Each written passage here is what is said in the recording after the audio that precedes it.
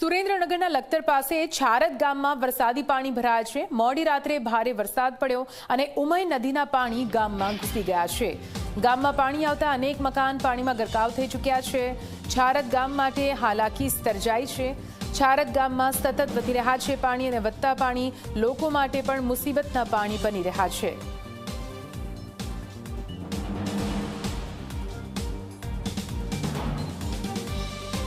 તો આપ જો સુરેન્દ્રનગરમાં પણ ભારે વરસાદ ગઈકાલ રાતથી વરસ્યો અને તેના કારણે કેવી રીતે લખતરમાં હાલ તો પરિસ્થિતિ વણસી રહી છે। ભરાયેલા પાણી ઓસરવાનું નામ નથી લઈ રહ્યા અને તેના કારણે જનજીવન બિલકુલ અસ્તવ્યસ્ત થઈ ચૂક્યું છે। છારદ ગામના દ્રશ્યો આપ જોઈ રહ્યા છો, જ્યાં કમર સુધીના પાણી ભરાયેલા છે અને આ પાણીમાંથી બહાર નીકળવા માટે લોકો મજબૂર બની રહ્યા છે। હાલ તો આ વરસાદી પાણીની વચ્ચે રહેવું કેવી રીતે, જીવવું કેવી રીતે, સૌથી મોટો સવાલ ગ્રામજનોને સતાવી રહ્યો છે। રસ્તા જ્યાં પાણીમાં ગરકાવ થઈ ચૂક્યા છે, કોઝવે પર પાણી ફરી વળ્યા છે અને તેના કારણે આ ગામ પૂરું સંપર્ક વિહોણું બની ગયું હોય તે પ્રકારની પરિસ્થિતિ સર્જાય છે। છારદ ગામના આ પૂરા દ્રશ્યો તમે જોઈ રહ્યા છો। લખતર તાલુકામાં આવેલું છે આ છારદ ગામ, જ્યાં કોઝવે પાણીમાં સંપૂર્ણ ગરકાવ થઈ ચૂક્યો છે, જેના કારણે રોડ રસ્તાનો ઉપયોગ કોઈ કરી નથી શકતું અને તેના કારણે ગામમાં પણ કેટલા પાણી ભરાયેલા છે તે આપ જુઓ।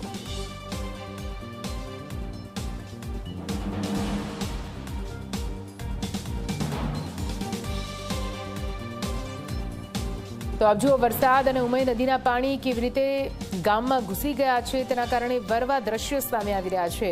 આ પાણી જે 2 દિવસથી સતત આ રીતે ભરાયેલા છે, આ પાણીમાં રહેવું કેવી રીતે તે સૌથી મોટો સવાલ છે। જો કે ગ્રામજનો આ પાણીમાં રહેવા માટે મજબૂર છે। તંત્ર દ્વારા હજુ સુધી કોઈ કામગીરી અહીંયા નથી કરવામાં આવી, એટલા માટે તંત્ર માટે પણ લોકોમાં રોષ જોવા મળી રહ્યો છે। છારદ ગામમાં જ્યાં સતત પાણી વધી રહ્યા છે, કેમ કે નદીનું જળસ્તર પણ સતત વધી રહ્યું છે। વધતા જળસ્તર વચ્ચે લોકોને પણ ચિંતા સતાવી રહી છે, કેમ કે હજુ પણ આગામી દિવસોમાં ભારે વરસાદની આગાહી કરવામાં આવી છે।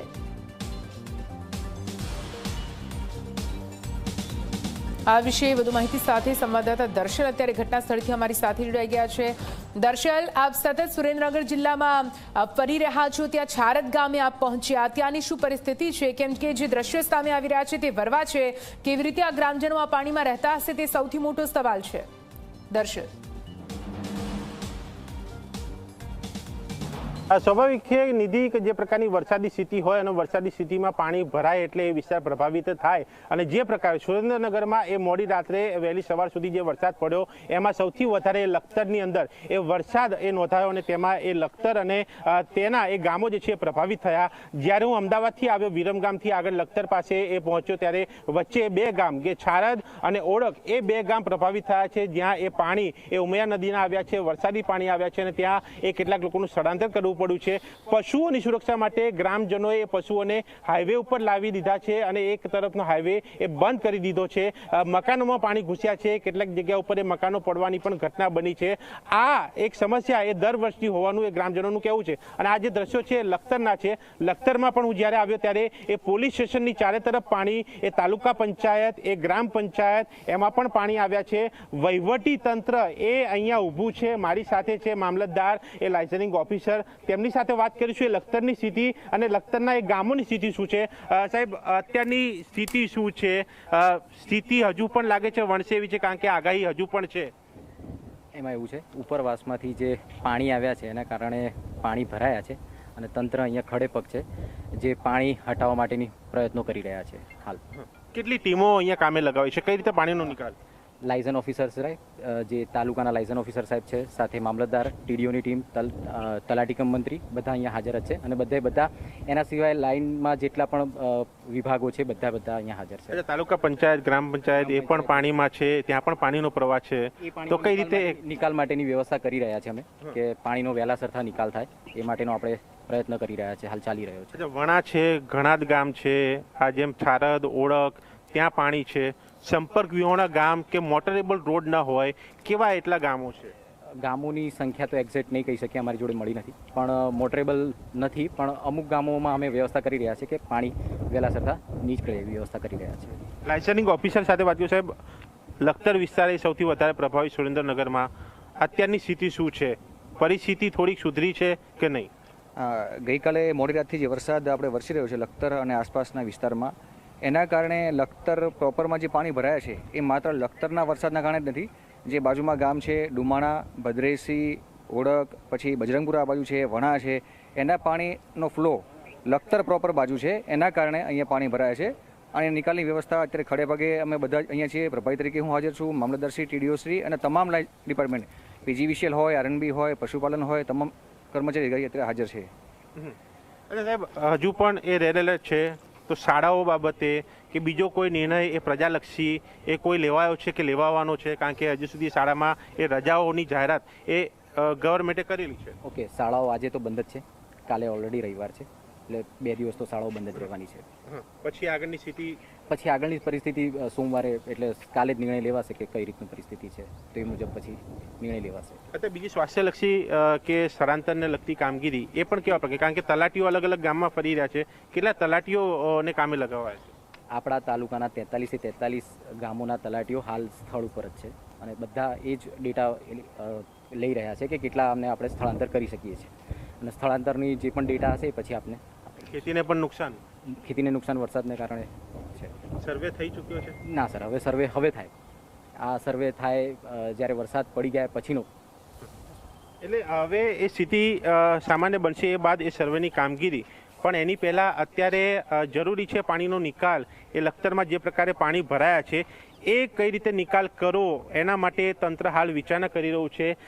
ધારાસભ્ય અહીંયા આવવાની વાત છે અને એમના આવ્યા બાદ એમની સાથેની ચર્ચા અને એ બાદ એ નિર્ણય લેવાશે કે કઈ રીતે આ જે લખતરથી વણા જતો માર્ગ જે ત્યાં પાણી ભરાયા છે એ પોલીસ સ્ટેશન, તાલુકા પંચાયત, ગ્રામ પંચાયત એ વિસ્તારમાં પાણી, રેલવે સ્ટેશન જતા એ માર્ગ ઉપર પાણી, એ પાણીનો નિકાલ કઈ રીતે લાવી શકાય. કારણ કે શાળાઓમાં પણ પાણી ભરાયેલા છે, એ પણ નિકાલ કરવો જરૂરી છે. અને એ તમામ સગવડ સુવિધા એ પહેલાની જેમ પૂર્વવત થાય એ પણ જરૂર છે. આ દ્રશ્યો છે, આ એક ગોડાઉન જે નવનિર્માણ કરવામાં આવ્યું છે, આઈઆઈટી અહીંયા આવેલી છે, એ માર્ગો ઉપર અહીંયાના સ્મશાન જે છે ત્યાં પણ એ પાણી છે. એટલે કે લખતરની આ સ્થિતિ છે અને એ સ્થિતિ વચ્ચે તંત્ર અહીંયા ખડેપગ જોવા મળી રહ્યું છે. પરંતુ જે ઉપરવાસના પાણી એ વધારે પડતા આવ્યા હોવાને લઈને આ સ્થિતિ જ્યારે વણસી છે ત્યારે એ સ્થિતિને કાબૂમાં લેવાના પ્રયાસો ચાલી રહ્યા છે. ત્યારે જોવાનું રહે છે કે આ સ્થિતિ ક્યારે કાબૂમાં આવે છે અને જે લખતર પ્રભાવિત થયું છે એના ગામો પ્રભાવિત થયા છે ત્યાં પરિસ્થિતિ ક્યારે સામાન્ય બને છે. નિધિ, બિલકુલ દર્શલ, આપ લખતર વિસ્તારમાં ફરી રહ્યા છો અને લગભગ તમામ ગામોની આ પ્રકારની પરિસ્થિતિ જ્યાં તમે ઉપસ્થિત છો ત્યાં આગળ પણ જ્યાં જુઓ ત્યાં માત્ર ને માત્ર પાણી છે.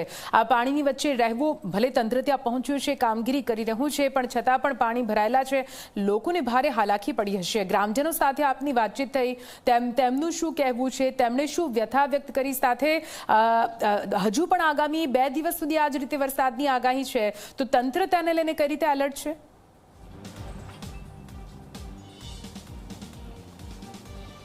જી, જે પ્રકારે અત્યારે હું અહીંયા આવ્યો અને અહીંયા આવતાની સાથે જ્યારે એ ગ્રામજનો સાથે વાતચીત કરી, કેટલાક ગ્રામજનો એવું જણાવ્યું કે આ જે લખતરની અંદર અગાઉ એ 40 ઇંચ જેટલો વરસાદ પડ્યો હતો ત્યારે આ સ્થિતિ સર્જાઈ હતી અને એવી સ્થિતિ અત્યારે જ્યારે 9 થી 10 ઇંચ વરસાદ પડ્યો છે ત્યારે પણ સર્જાઈ છે.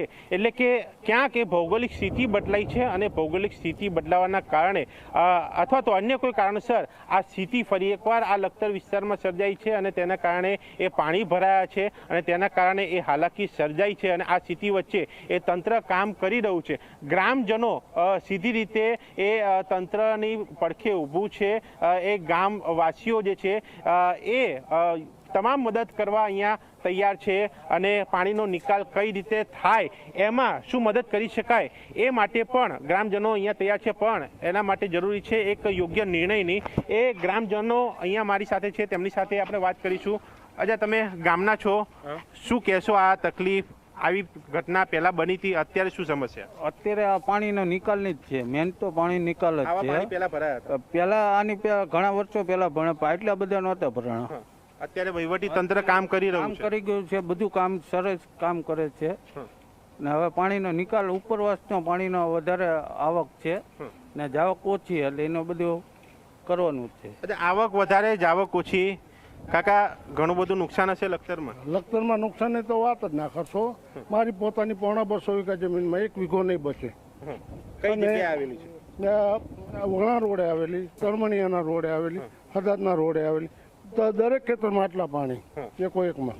હવે એ પાણીનો નિકાલ, ઉપરથી જે પાણીની આવક છે ધીમે ધીમે થાય અને થોડુંક રાહત મળી, વરસાદ રહી અને હવે એ રાહતના હિસાબે તંત્રને કામ કરવાની થોડી મજા આવે અને અમારો સહકાર તંત્રને છે એટલે હવે લગભગ બધાને શાંતિ થઈ જાય એવું કામ થશે. એમાં સાહેબો બધા અધિકારીઓ જવાબ સારો આપે. દર વર્ષે પાણી ભરાય છે કે? દર વર્ષે નહીં, પણ આવો વધારે વરસાદ હોય ત્યારે 5 ઇંચ વરસાદ પડ્યો ત્યારે જ આ પરિસ્થિતિ હતી, પણ આ થોડી વધારે થઈ. નિધિ, જે પ્રમાણે જણાવ્યું આ ખેડૂત છે કે અગાઉ 35-40 ઇંચ વરસાદ હતો ત્યારે આ સ્થિતિ સર્જાઈ હતી, અત્યારે સર્જાઈ છે.